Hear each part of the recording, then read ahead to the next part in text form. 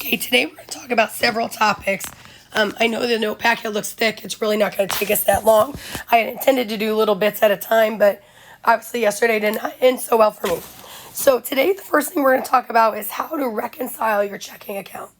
What that means is every month the bank should send you a statement as far as what transactions happened with your account. Now that statement could be paper or it could be electronic. It doesn't really matter. Reconciling it just means that we're confirming what you have is what the bank has and what the bank has is what you have. So here's the process. So in your checkbook register, you place a check mark in that check mark column for any checks, withdrawals, and deposit that the bank has recognized. I know this says back, that should be bank, has recognized. Okay, and I'll show you how to do that. We're going to list any checks or withdrawals that the bank has not recognized. We're going to make a list of any deposits that the bank has not recognized. And then we're going to fill out their little reconciliation table. Okay, so this is an example, and we're going to do one of those. And every bank looks just a tiny bit different, but it does have all the same parts. Okay, so the second page of your notes is this sample reconciliation, and you have a table that goes with it. I just couldn't fit it all on my screen. So on the left-hand side is your statement from the bank, very simplified. Okay, it says your name, it says summary of checking account, it tells you your beginning balance, it says there are $1,000 in deposits. I'm over here. It says that there were $272.90 in withdrawals. There's a $5 service fee and what your ending balance is. And then it lists out all the individual deposits, and it should list out all the different expenses or withdrawals that you had. Okay, I put a copy of our check register, what we've done over here. Okay, and in a second, we're going to get to things that our bank has not recognized yet. All right, so we're just going to go down the list of what the bank has recognized. Okay, so if we go to our deposits, okay, so our deposits, and we're going to do our deposits here. Okay, we have a $400 deposit and a $600. So I'm just going to put check marks there. Okay, now we can look at our withdrawals. Okay, so I'll do those in red. So withdrawals, we had a check 1003 for 2003, and I'm verifying the amounts as I do this. I had a check 1004 for 138. I can check mark that. I had a debit card for 2745. Okay, so I verified I had my check mark for 2745. We had an ATM of 60. We got that. Let me fix that one a little bit. Okay, then the bank fee of $5. We recorded that down here. And then check 1006 is 2742. We got that here. Okay, so we have a couple things that we have not highlighted yet, or we have not check marked. So I see this row here and this row here. We don't have a check mark yet. Okay, so I'm going to go down to this table. Withdrawals. So things I've spent money on. Things that I've spent money on that the bank has not recognized. So I have check number 1005 for $50. And we have check 1007 for $42.50. That gives me a total of $92.50 that the bank has not recognized yet. Okay, so now I'm not going to check those off because that'll happen next month. Okay, I don't have any deposits that are outstanding, so I can just kind of ignore that. All right, so what we're going to do, we're going to go over to our reconciliation table. Okay. So over our reconciliation table, okay, we're going to enter our statement balance. And what that means is the final balance, like at the end of the month, what they said we had. Okay, so at the end of the month, they said we had $1,178.44. Now, we're going to add any deposits that the bank hasn't recognized yet, which we're lucky we don't have any, okay? So they haven't, that's zero. They've recognized all of our deposits. So my subtotal is 1178.44 still. Okay, now they want to know how many withdrawals we had that they haven't recognized yet. That's our $92.50. So it says we want to subtract those. See how it says equals, it says subtract. Okay, so I need to take my 1178.44. So 1178.44. I'm going to subtract my 92.50. I'm left with $1,085.94. Okay, so what I want to do now is compare that number we just found. This right here is what it should say in our checking account. Okay, so if we go to our register, you'll notice our total at the very end is $1,085.94. Right, if you look in your register, the very last value there is that 1,000 number, which means that I've kept good track. The bank agrees with me, and we're good to go. So we go to the next month then. So we wait till the next month until our statement comes, and then we can do the process again. Okay, now, the reason to do this is, first of all, finding bank errors. They do happen, especially if you have siblings and you have a small bank. So there's been times where, like, my sister will get money that I'm supposed to have, or like I'll try to deposit a check and they put it in the wrong account, or they do the vice versa. You can find your own errors, like you forgot to record something, and you can find fraudulent charges. This is actually how I found out that I had someone had stolen my debit card and spent $800 at Target in New Jersey. I've never been to New Jersey. All right, so that's the benefits of reconciliation. Okay, so that's part one of the notes. So you're going to have one reconciliation you're going to do for practice in a few minutes. The next thing I'm going to talk about are savings accounts. Okay, a savings account is basically a service that the bank offers you, in which they just kind of hold on to your money, and then because they're holding on to your money, they give you a tiny bit of money so they can use it. Okay, so they're going to pay you what's called interest. So, and again, it's honestly, this money is usually not very much at all. It's minuscule, but every little bit helps. And the more money you have in, the bigger amount of money they have to pay you, and the longer you leave it, and so on. It'll get, that does add up, but at first it just feels like this is worthless. But it is very important. So, we're going to look at some problems with savings accounts. And for right now, we're only going to look at simple interest. Okay, we're going to get into compound interest later, but right now we're just going to use simple interest. And we use this formula, I equals PRT.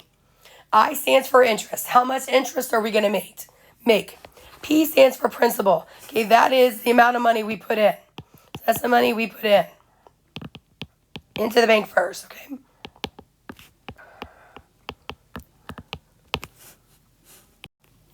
Rate is our interest rate. T is time, how long, how many years. Okay, this is talking years. So this is our formula we're going to use. So we're going to start out kind of basic here. It says Angela deposits $1,000 into the bank for a year with a 5% interest rate. If she does not deposit or withdraw any money, how much will it be in her account at the end of the year? Okay, so we know our formula is I equals PRT, right? So how much interest? I want to know I. P stands for principal. How much money did we put in the bank? We put in $1,000. R stands for rate. My percentage rate is 5%. But we got to remember, we need to take 5% and put it as a decimal. That is 0.05. Remember, you have to take your decimal and move it 2 places to the left. That's how I got my 0.05. So this means 0.05. And how long are we going to leave it in for? Our time. It just says the year, which is then just 1. So now I'm just ready to type this into my calculator. Okay, so I just need to take 1,000 times 0.05, and you get $50. So at the end of the year, that is $50 that the bank is going to pay you for keeping your money in that account. But so the question is, how much money will be in her account? Well, she has the original $1,000, plus she's going to have 50 more. So at the end of the year, she'll have $1,050. We're just letting her money sit.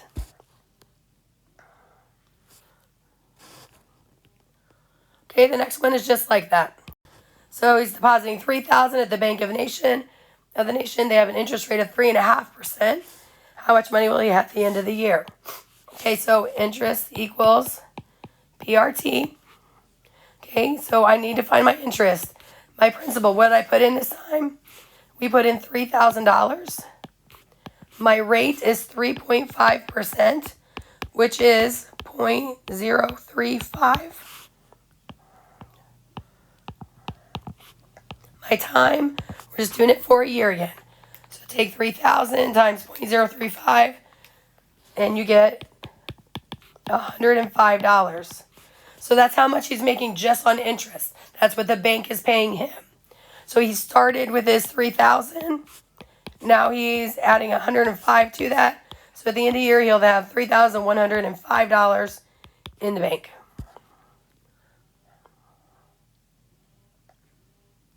All right, let's turn this problem around a little bit. This one says you earn $11.25 each year on an investment. So each year on an investment, what is the rate of simple interest? So this time we're going to work backwards. Okay, so we have interest equals PRT. So my interest I made was $11.25. The principal says the initial amount invested was $750. I want to find the rate. I don't know what that is. My time says each year, so we're talking about 1 year. All right, so I'm going to multiply the right side together. So I have 1125 equals 750 times 1. Gives me 750, and I still have an R left over. So think algebraically. To solve for R, I need to divide by 750. So my calculator, I'm going to take 11.25 divided by 750. And I get R equals 0.015.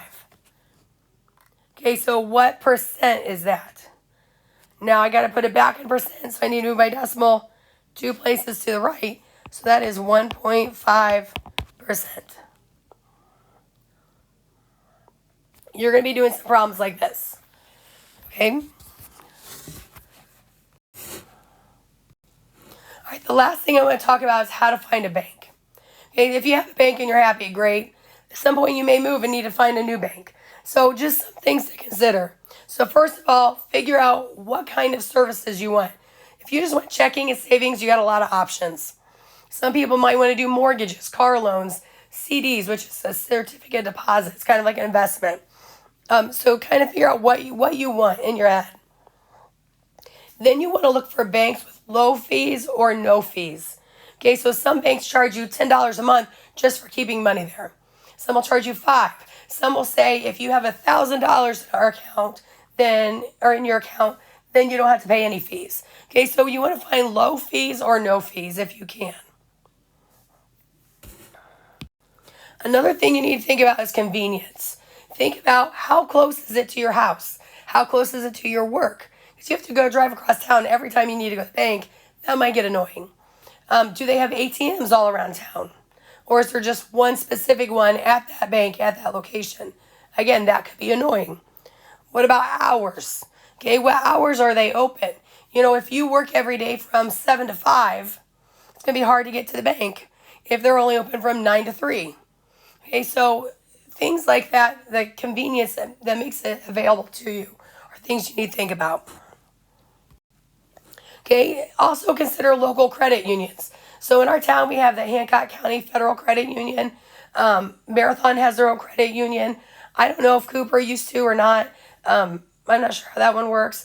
But there are credit unions that, like in Hancock County, you just have to be a member of Hancock County to get into the credit union. For USX, the Marathon one, you have to have a connection to an employee. So sometimes they're a little bit harder, but sometimes you can get lower fees there. Sometimes they do better deals on loans if you need a loan. And again, that's sometimes. It really depends. Sometimes they run specials, sometimes they don't. And the last thing is consider, do they have any digital features? You know, can you check your account online all the time? My phone is connected to my account. I can see what's happening all the time. Do they have an app? Can you make a deposit online? There's actually some banks where you can take a picture with your camera of your check and it'll deposit the check for you. You don't have to go to the bank. So those are things you might want to think about. All right, so now you have 2 worksheets. I stapled them together for convenience. It's just one side on each. One is a quick reconciliation. One is dealing with your interests. Okay, it's like a little maze. Okay, those are the two things I want you to work on. Also, don't forget your interview, your personal finance interview, right? You should be interviewing an adult. I was going to collect that today, but since I wasn't here, I decided that wasn't right. So I'll get that from you next week. So just keep working on that and get that done.